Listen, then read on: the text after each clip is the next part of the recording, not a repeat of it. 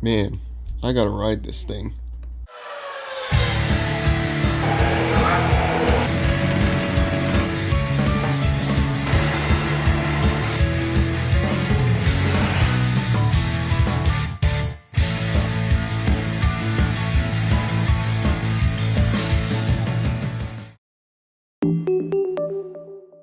Yeah, it was this stupid degenerate reference that sent me to Choshi. Sure, this city is known for a lot of things. Inobazaki Lighthouse? Fishing? Soy sauce? Okay, fine. Let me enjoy my late 2000s Super LED while riding this quaint little rail line. Regardless, the Choshi Electric Railroad, commonly known as the Choshi Denki Tetsudosen, or Dentetsu, is a 6.4-kilometer long railway line operated by the privately owned Choshi Electric Railway between Choshi and Tokawa stations. This quaint little railway is not really known for running the most prosperous of transit lines. Rather, they're known for rice crackers. Yeah, I'm serious. I mean, they're very good. With 10 stations running an hourly schedule, this transit line serves an average of around 600 passengers a day, with about 90% of all riders being tourists. Yeah. Fun fact, most of these trains run with a conductor and an operator, and various stations along the line have station staff. How does this thing remain technically profitable? See, the thing is, this line doesn't operate like a tourist railroad. It charges distance-based fares maxing out at about 350 yen for the full trip, and locals use monthly passes. The cost is not at all egregious, yet with such little incoming revenue, the difference has to be made up somewhere. Well, that's where the rice crackers come in.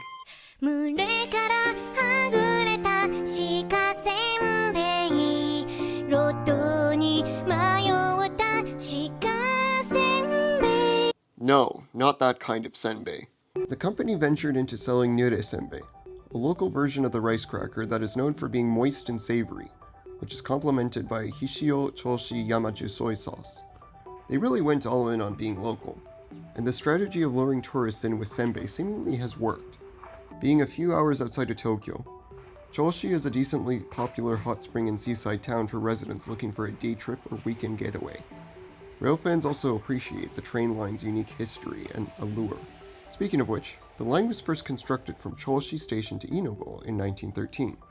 Funded by a group of volunteers, the line faced low ridership due to the effects of World War I, and the rails of the line were sold for scrap metal in support of the war effort. The line was subsequently turned into a road used exclusively by shuttles to local inns.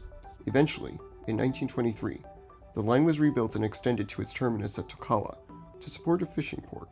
The line was subsequently electrified in 1925, with various station changes thereafter, and the introduction of one-man train operations on some trains. We see the line as it is today. So why bring up this little rail line best known for selling rice crackers to Japanese rail fans? Well, there's a bit of an interesting case study here.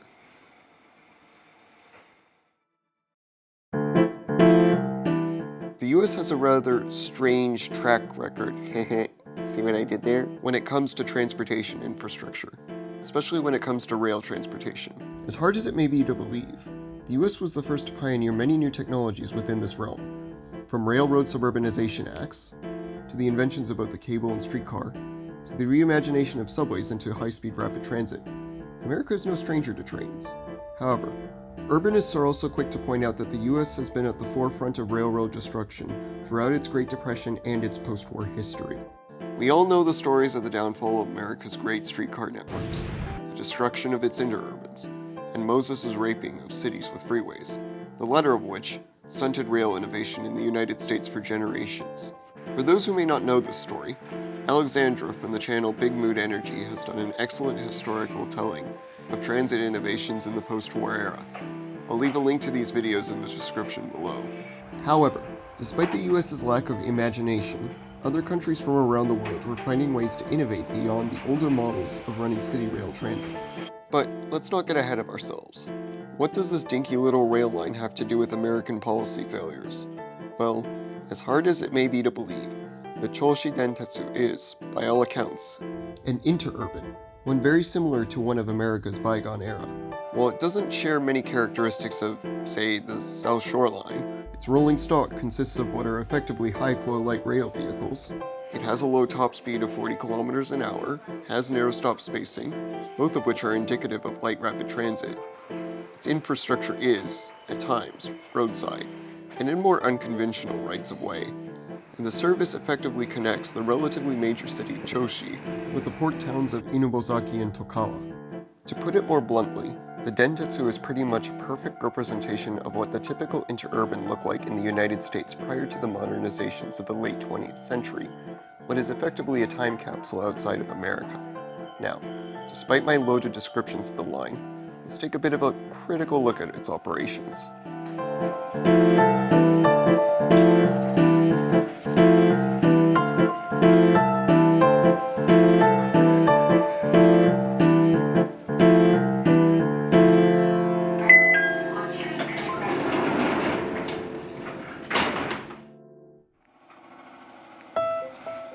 For starters, the line is effectively a last-mile railway.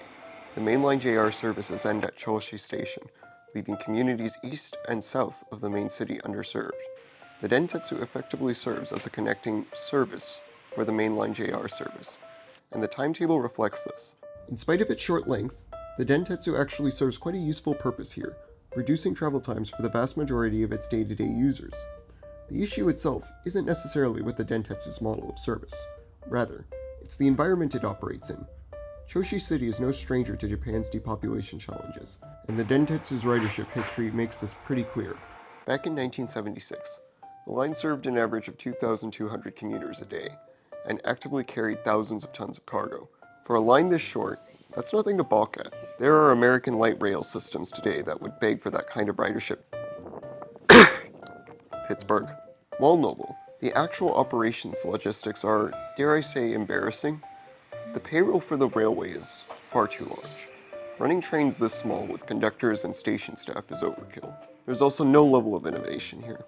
The lack of acceptable IC, no signaling systems, cash-only operations. I want to root for this line, but from a cost efficiency perspective, this railway is not winning any shareholder confidence. This is not to say that investment is really something of an issue for the Choshi Electric Railway, but it speaks to the broader issue of Japanese bureaucracy.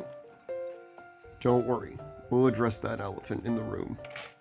Inefficiencies, depopulation, low ridership, and natural disasters would have killed off this service back in the 50s if it was an American enterprise. And that's really the tragedy in the US. This rail line, under typical capitalist circumstances, should not exist.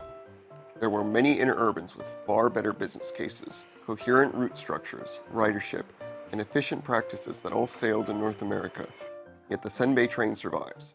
The reason? Could be cultural, could be economic. Either way, it doesn't really matter.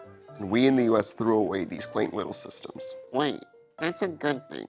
We invented methods of transportation that were able to coexist with the incoming automobile age. We innovated in the US, and things worked out. Transit just isn't popular here because... Shut the fuck up.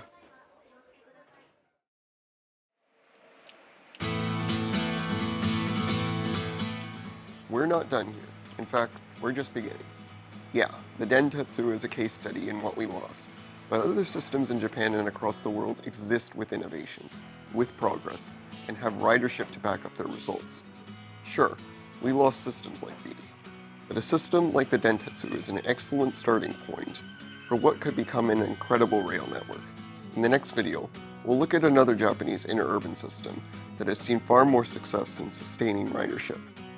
More generally, in the next series of videos, I would like to explore some of the innovations made by systems throughout the world, and tie back into the unfortunate state of light rapid transit in the United States and Canada today.